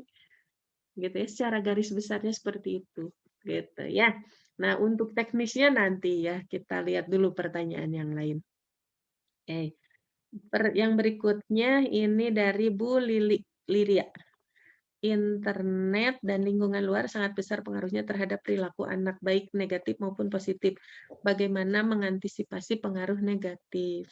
Ya, ini mungkin tadi nyambung juga dengan pertanyaan yang sebelumnya ya, yang sudah dijawab bagaimana kita menghadapi anak-anak yang digital native gitu. Sebenarnya ada di materi-materi sebelumnya juga ada saya sudah mulai upload ya, kecuali pertemuan yang minggu lalu belum saya upload ya, belum saya upload ke YouTube, belum sempat karena kemarin kita sedang berduka ya, bapak mertua saya meninggal, jadi saya belum sempat upload-upload. Nah, di YouTube-nya tuh celoteh Endang ya. Endangnya senang berceloteh, jadi judul YouTube-nya Celoteh Endang. Nah, di situ, ada beberapa materi, salah satunya adalah, generation gap dan juga bagaimana kita mengenal lebih dalam tentang generasi alfa, gitu ya. Di situ ada beberapa tips yang memang kita sampaikan, bagaimana kita membentengi ya, menghadapi perilaku anak gitu, dari pengaruh-pengaruh, luar yang begitu besar. Intinya gitu ya, bagaimana kita tadi ya, kita membangun kedekatan, kita ajarkan adab gitu ya, kita ajarkan akhlak, tapi itu setelah kita ajarkan tentang tauhid. Gitu ya, adab itu bisa diajarkan berbarengan dengan tauhid. Kalau akhlak, akhlak itu kan puncaknya pelaksanaan hukum Allah. Karena puncaknya pelaksanaan hukum Allah, berarti kan harus diajarkan dulu hukum Allahnya. Hukum Allah itu belum bisa kita tanamkan lebih dalam, kecuali pembiasaan saja di anak-anak yang belum mumayyiz. Mumayyiz itu bisa membedakan ya, bisa membedakan mana yang benar, mana yang tidak benar, mana yang baik dengan buruk itu mumayyiz walaupun belum balik. Nah, itu kita sudah mulai bisa menerangkan tentang hukum syara. Tapi awali dengan akidah. Karena konsekuensi dari akidah yang benar adalah terikat kepada hukum syara. Dan mereka dengan sukarela mengikatkan dirinya kepada hukum syara. Kalau sudah paham tentang akidah. Jadi jangan ujuk-ujuk kita ngajarin, pokoknya kamu harus sholat. Tanpa kita awali sholat itu apa, kenapa kita harus sholat, kan harus ada dasarnya, gitu. Dasarnya di mana? Dasarnya itu di akidah kita. Ketika kita bicara siapa Allah, Allah itu pencipta kita, Allah itu maha segalanya. Kalau kita ingin aman, ya kita bersandar kepada Allah. Gimana caranya bersandar? Gimana caranya berkomunikasi? Ya salah satunya lewat sholat, gitu. Jadi benar-benar ini PR-nya banyak ya, gitu ya, urutannya banyak. Makanya selalu saya bilang, nggak cukup kajian kayak gini tuh, nggak cukup. Ini tuh hanya pemantik aja, hanya trigger aja, gitu ya. Selanjutnya kita harus kajian intensif. Nggak bisa kalau nggak intensif, karena ilmunya banyak yang harus kita pelajari ya. Oke, jadi seperti itu mungkin ya, Bu Lilia. Nah, kemudian terkait dengan teknisnya, kalau sama anak-anak digital native, kita memang nggak bisa menghilangkan sama sekali ya, melarang sama sekali mereka untuk berhubungan dengan gadget, karena ya itu dunianya mereka, kehidupannya mereka, kesehariannya mereka. Yang harus kita lakukan adalah mengawasi dan membatasi. Jadi ada step by step sesuai usia gitu ya, berapa lama yang diizinkan. Karena kalau anak-anak sering terpapar gadget, itu akan berpengaruh terhadap motoriknya, akan berpengaruh terhadap kalau kita bicara motorik, nanti turunannya akan berpengaruh ke emosi, akan berpengaruh ke konsentrasi dan lain-lain gitu ya. Jadi memang benar-benar harus ketat di situ gitu ya. Kita orang tuanya harus berkorban dan benar-benar harus mengawasi gitu. Kalau kita bicara benteng ya, benteng dari pengaruh internet dan lingkungan luar yang begitu besar gitu. Jadi memang harus kembalikan. fungsi kita sebagai orang tua itu benar-benar berfungsi dengan baik gitu ya. Jangan sampai kita menyerahkan, kita ingin anak-anak kita solih, tapi kita lepas tangan gitu ya dalam pendidikan, nggak bisa gitu ya. Karena ya memang yang menentukan solih tidaknya anak kita kan bukan kita ya, karena kita mah hanya wajib berusaha kan gitu ya. Allah pemiliknya yang berhak menentukan seseorang itu sesat atau diberi hidayah kan Allah gitu ya. Yang harus kita lakukan adalah ikhtiar tadi gitu ya, ikhtiar semaksimal mungkin untuk menjemput pertolongan Allah tadi gitu ya, memantaskan diri untuk mendapatkan pertolongan Allah. Maka harus tahu karakter tadi ya, digital native. Kalau kita bicara digital native juga ada orang millennials, ada orang generasi Z, ada generasi alpha, itu juga karakternya masing-masing beda gitu, dan di situ ada strategi-strategi tersendiri untuk menghadapi mereka. Mungkin utuhnya bisa dicek ya di YouTube-nya ya. Oke, yang berikutnya ini punten ya saya cepet-cepet karena ternyata ini masih banyak dan waktunya sudah semakin mepet. Oke, ini dari Mbak, Neng Pusti atau Ibu ya, Ibu Neng Pusti ya. Mbak atau Ibu lah boleh. Mau bertanya Mbak, oh ya Ibu berarti ya. Anak laki-laki saya sudah balik 1 tahun lalu, tepat di usia 13 tahun. Namun secara pemikiran belum tampak perubahan, malah cenderung masih kekanak-kanakan. Yang mau saya tanyakan bagaimana kita sebagai orang tua menyikapinya? Apakah ada tips dalam membimbing anak untuk menyadarkan bahwa saat ini dia sudah balik dan bagaimana caranya agar kita bisa tetap sejalan karena di usia seperti ini mereka cenderung memiliki argumen sendiri. Ya, pertama, ya memang masanya ya, karena akalnya sudah sempurna, ya pasti mereka akan lebih jauh lebih kritis.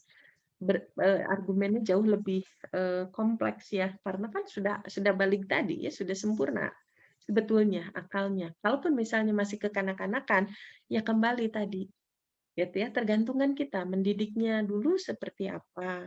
Itu yang pertama. Terus bisa jadi dari pengaruh lingkungan juga gitu. Maka kalau kita bicara tips secara umumnya itu tipsnya ya sama seperti tadi yang sudah saya jelaskan di atas. Secara khususnya ya tadi kita minta maaf. Kemudian kita sama-sama pelan-pelan gitu, pelan-pelan. Kalau kita belum sanggup datangkan guru. Datangkan guru yang kira-kira bisa masuk ke anak-anak kita.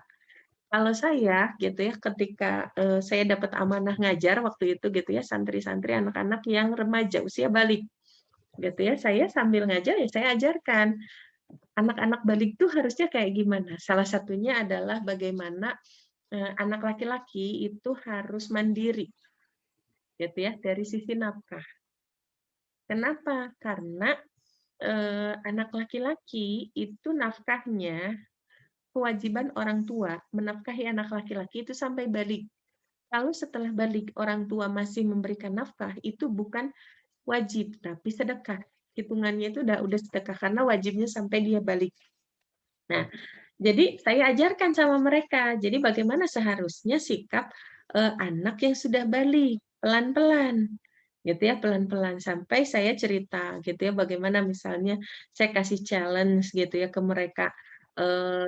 Minimalnya mereka bisa apa ya, mereka bisa menghidupi, menafkahi dirinya untuk makan aja, gitu ya. Sampai saya kasih analogi waktu itu, kalau di Polban gitu ya, di dekat Polban itu ada, eee, tukang geprek nasi, geprek nasi, nasi geprek ayam, nasi ayam geprek, salah.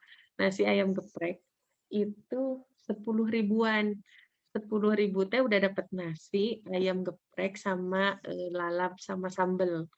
Nah, kata saya, anggaplah makan kalian tuh 10 ribu sekali makan. Kalau misalnya 3 kali makan berarti kan 30 ribu. Nah, saya kasih challenge gitu ya. Untuk pemula nih, untuk pemula, gimana caranya dalam waktu sebulan dapat 30 ribu aja dulu. Nah, kesananya itu dalam setiap hari minimal 30 ribu. Untuk apa? Untuk membiayai kehidupan mereka. Itu caranya mengajarkan. Jadi memang harus digambarkan secara utuh sama kita, gitu. Nggak bisa kita membiarkan mereka cari sendiri. Karena anak-anak sekarang, salah satu yang beda dengan kita adalah dari sisi inisiatifnya. kalau dulu gitu ya, anak-anak dulu karena sudah sangat matang ya dari sisi motoriknya, sudah selesai mereka dengan dirinya gitu ya. Jadi inisiatifnya kadang-kadang tinggi, problem solving-nya bagus kalau anak-anak dulu. Tapi kalau anak-anak sekarang karena mereka digital native, ketemu dengan gadget dari usia muda, tempat main juga terbatas, motoriknya belum stabil dan segala macam, kompleks ya permasalahan anak-anak sekarang gitu. Intelektualnya maju, tapi ininya kurang maju gitu ya, kurang seimbang, maksudnya tidak sinkron antara intelektualitas dengan hatinya itu tidak terlalu sinkron dan kekuatan mentalnya tidak sinkron. Nah, sehingga nggak bisa kita nyerahkan ke mereka, pokoknya kamu harus cari sendiri, enggak. Kita bimbing, gitu ya, kita bimbing. Gimana gambaran anak-anak yang sudah balik? Berarti kan butuh ilmu lagi, gitu ya, cari ilmu lagi. Nah, kemudian ketika mereka punya argumen, ya wajar, kan tadi sudah disampaikan, karakter anak-anak sekarang itu kan kekritisannya tinggi. Kenapa? Karena akses informasi itu sangat mudah bagi mereka. Coba, sekarang nyari apa sih yang nggak ada di Google gitu ya, pasti ada di Google. Belum diomongin aja udah keluar tuh iklannya di Google. Gitu ya, dengan teknologi artificial intelligence tadi.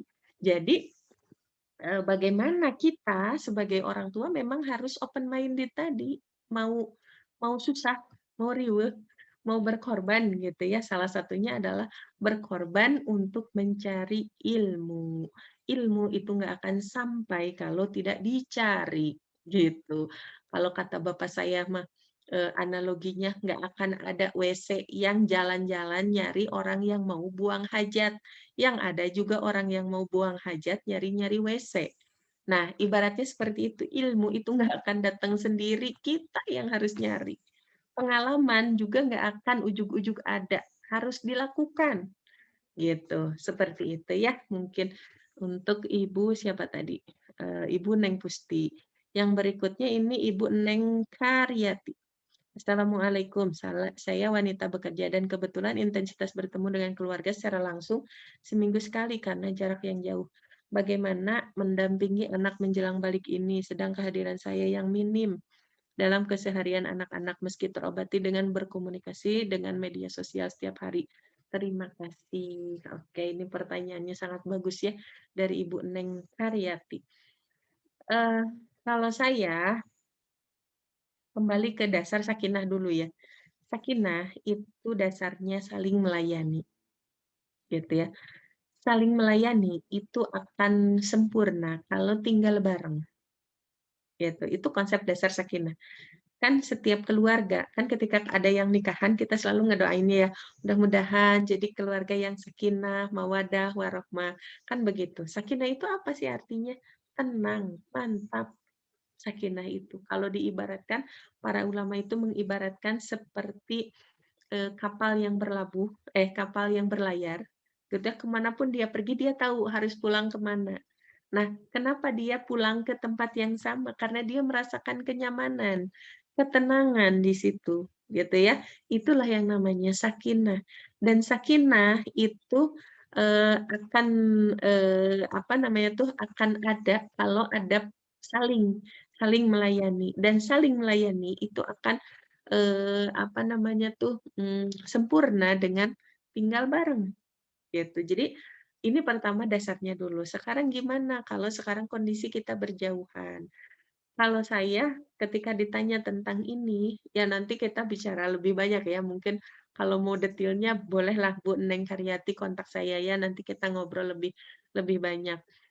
Kalau saya pribadi intinya begini, apa yang menyebabkan kita berjauhan? Gitu. Kalau misalnya pekerjaan kita, apakah mungkin nggak pekerjaan kita, kita alihkan ke tempat yang memang kita bisa berdekatan dengan keluarga kita, gitu. Apalagi kita seorang istri ya, perempuan, tadi kan saya sudah sampaikan, perempuan itu tidak wajib untuk bekerja. Bekerja bagi perempuan itu sifatnya tambahan. Nah, jangan sampai pekerjaan kita itu melalaikan kewajiban kita, karena yang akan dimintai pertanggungjawaban pertama adalah kewajiban kan. Gitu. Melayani suami, mengurus anak-anak, itu adalah kewajiban utama kita. Gitu. Maka ketika kita berjauhan dari mereka, kalau ada hal-hal yang memang di luar kekuasaan kita, sehingga kita berjauhan, maka mintalah sama pembuat kehidupan kita. gitu ya, pengatur kehidupan kita. Ya Allah, niatkan dalam hati kita. Pertama harus ada niat dulu. Niatkan kalau kita tuh pengen dekat dengan keluarga kita. Nanti Allah yang mencarikan jalan. Dan berkorbannya kita demi keluarga kita, keutuhan keluarga kita, itu akan Allah balas dengan pahala yang berlipat-lipat. Dan Allah akan balas dengan kemudahan-kemudahan. Walaupun di awal Allah pasti akan menguji kita. Sungguh-sungguh nggak kita pengen ngumpul dengan keluarga kita. Pasti ayak we gitu. Bahkan dulu saya dapat cerita ya, guru saya gitu ya, dulu kan bekerja. Kemudian bismillah nawaitu, pokoknya saya ingin sepenuhnya melayani suami saya, mengurus anak-anak saya. Akhirnya beliau keluar, keluar dari pekerjaannya. Begitu keluar, Allah teh ngasih ujian. Entah suaminya sakit atau anak-anaknya sakit. Sementara ketika beliau bekerja, apalagi sudah karyawan tetap di sebuah PT yang lumayan terkenal ya, perguruan tinggi yang lumayan terkenal di Bandung, dengan fasilitas yang banyak gitu ya, termasuk salah satunya adalah fasilitas kesehatan. Dan di situ tuh Allah sedang menguji, kita nyesel nggak? Gitu ya, berkorban seperti itu. Tapi Masya Allah, gitu ya, di sana tuh banyak keberkahan setelahnya. Walaupun memang ya tadi ada ujian-ujian gitu ya, seperti itu. Mungkin nanti bisa bisa lebih dalamnya boleh Ibu Neng Karyati kita ngobrol ya, karena ini waktunya sudah jam berapa sekarang, saya belum lihat waktu. Oh, 22.07. Oke, kita lihat. Ini dari Mbak Tini. Lendang mau tanya, waktu yang tepat menurut syariat untuk menjelaskan kepada anak-anak tentang sistem reproduksi beserta konsekuensinya pendidikan seks, hatur nuhun. Kalau seks dalam artian benar-benar apa, terkait dengan reproduksi sebetulnya nanti ya, setelah mereka memang menjelang balik. Tapi kalau seks dalam artian mereka harus sadar diri, yang perempuan itu perempuan, yang laki-laki itu laki-laki. Bagaimana anak perempuan bersikap, bagaimana anak laki-laki bersikap. Itu dari awal, dari kecil. Anak kita harus tahu jati dirinya, jangan sampai misorientasi gitu ya. Dan ini fatal akibatnya. Saya pernah menangani kasus salah satunya yang LGBT karena tadi misorientasi tadi, anak perempuan jadi kayak anak laki-laki. Akhirnya dia memandang perempuan seperti laki-laki memandang dia. Kan gawat. Gitu ya, sesama jenis tapi orientasinya berbeda. Kan gawat di sini.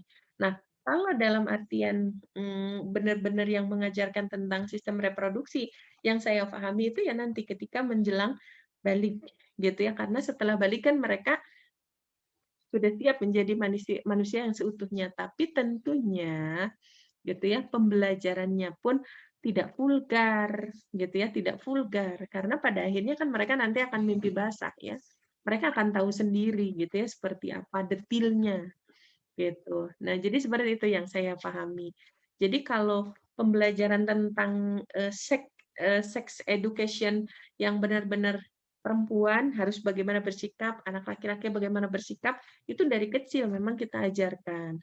Bagaimana perempuan dan laki-laki dalam berinteraksi, mana ranah yang boleh, mana yang tidak boleh, mana hal-hal yang harus diwaspadai, mana hal-hal yang itu masih sesuatu hal yang wajar. Nah, ini harus diajarkan dari sejak dini. Tapi kalau sudah yang benar-benar terkait dengan organ-organ reproduksi, sistem reproduksi, menurut saya nggak tepat kalau diajarkan di anak-anak ya, karena mereka kan belum kuat.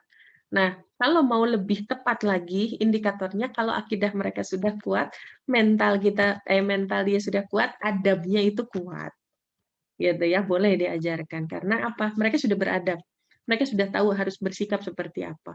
Tapi kalau dasar-dasar itu belum, sebaiknya jangan dulu karena itu akan memancing gitu ya, justru akan memancing seperti itu ya Mbak Tini. Kemudian Ibu Yanti, salah satu cara untuk penanaman akidah melalui komunikasi, bagaimana tips berkomunikasi dengan anak yang balik secara efektif? Kalau jawaban anak cenderung ya gitu aja dan enggan bercerita lebih lanjut. Ya, memang kita butuh ya belajar yang namanya teknik konseling ya, dasar-dasar konseling. Bagaimana memancing orang agar mau bercerita, termasuk memancing anak-anak kita untuk bercerita. Memang ada tekniknya gitu ya, ada tekniknya. Tapi secara umum pertama bangun rapo. Rapo itu harmonisasi ya, harmonisasi lah. nyambungnya saraf kita dengan saraf orang lain lah, mudahnya itu seperti itu. Membangun hubungan awal. Ya, gimana caranya membangun rapport dengan salah satunya dengan seringnya kita melakukan kegiatan bersama, misalnya membaca bersama, berkedip bersama gitu ya, menarik nafas bersama, cuci cuci piring bersama, cuci baju bersama, kan sama-sama melakukan kegiatan yang sama. Dengan seringnya kita melakukan hal-hal yang sama, hubungan itu akan enak, kita akan nyaman. Saya sama anak-anak saya, sama suami, itu biasanya kita punya satu hobi yang sama. Salah satunya adalah masak bareng-bareng. Jadi kita berempat sering di dapur gitu ya, masak bareng-bareng. Nah, ketika kita bareng-bareng masak, itu tuh cara membangun rapport gitu ya, membangun hubungan, harmonisasi tadi, gitu. Setelah membangun, harmonisasi itu terjalin, maka komunikasi itu akan lebih lebih nyaman, lebih enak. Mudahnya seperti itu. Tapi kalau kita sudah bicara teknik yang benar-benar sudah lebih detail, ya memang harus belajar secara khusus, gitu ya.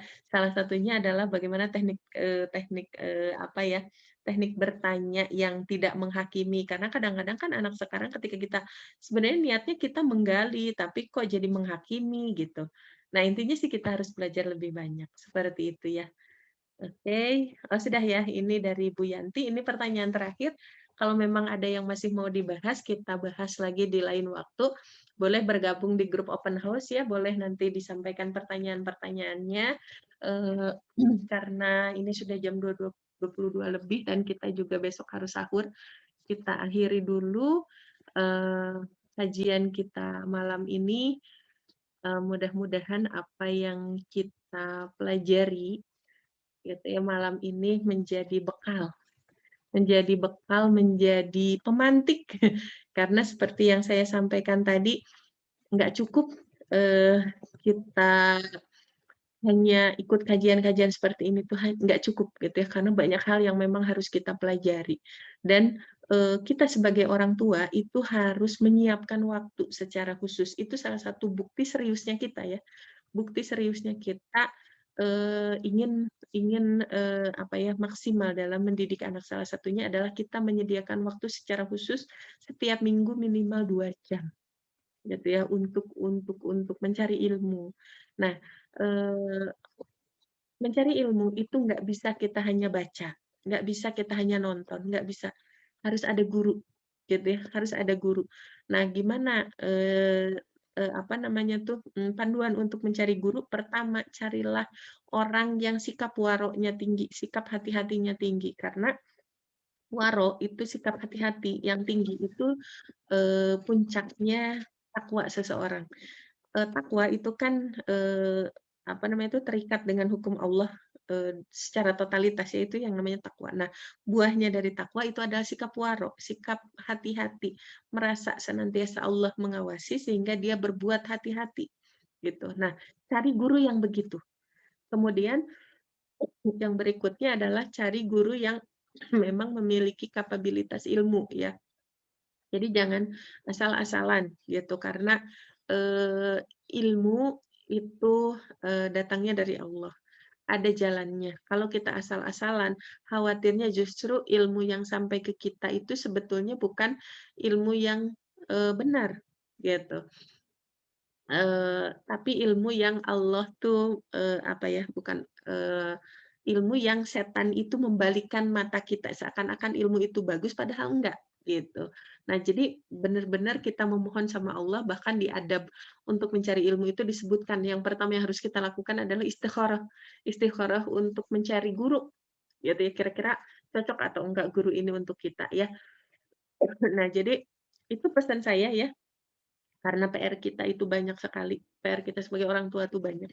Nah, apalagi tadi ya dari pertanyaan-pertanyaan juga kita hanya bisa, bahas sekilas, maka seharusnya sudah semestinya kita menyediakan waktu secara khusus untuk mencari ilmu secara intensif gitu ya, nggak cukup hanya dengan kajian-kajian umum seperti ini saja, apalagi kita sudah terbatas gitu ya waktunya malam-malam gitu kan, udah pada ngantuk dan segala macam. Ya, itu saja mungkin ya untuk, pertemuan kita malam ini, mudah-mudahan mohon maaf yang pertama karena waktunya sudah lebih dari akad ya, 21.30, ternyata sekarang sudah 22 lebih. Mohon maaf karena lebih waktunya. Kemudian yang kedua, mudah-mudahan kita diberikan kemudahan oleh Allah untuk senantiasa mendekat kepada Allah. Kalau Allah Amin. berkehendak untuk memberikan kebaikan kepada seseorang, maka Allah akan memahamkannya dalam masalah agama. Gitu ya, mudah-mudahan kita termasuk orang-orang yang dikehendaki kebaikan ada dalam diri kita. Itu saja, kita tutup dengan Amin. Ya Rabbal istighfar. Alamin. Ya, amin. Kita tutup dengan istighfar 3 kali, doa akhir majelis dan hamdalah. Subhanallahumma bihamdika asyhadu an la ilaha illa anta astaghfiruka wa atubu ilaik. Alhamdulillahirabbil alamin. Assalamualaikum warahmatullahi wabarakatuh. Waalaikumsalam warahmatullahi wabarakatuh. Waalaikumsalam warahmatullahi wabarakatuh. Hatur nuhun Teh Endang. Hatur nuhun, Sami-sami. jazakallah Bu Endang. Mbak Yaki, Bu Yanti. Oke, pamit dulu ya Bu Endang ya. Mangga, mangga, mangga. Zoom-nya Ya, saya tutup ya. Assalamualaikum. Waalaikumsalam Iya, warahmatullahi iya. Ya. wabarakatuh. Assalamualaikum. Mbak. Waalaikumsalam, sami-sami.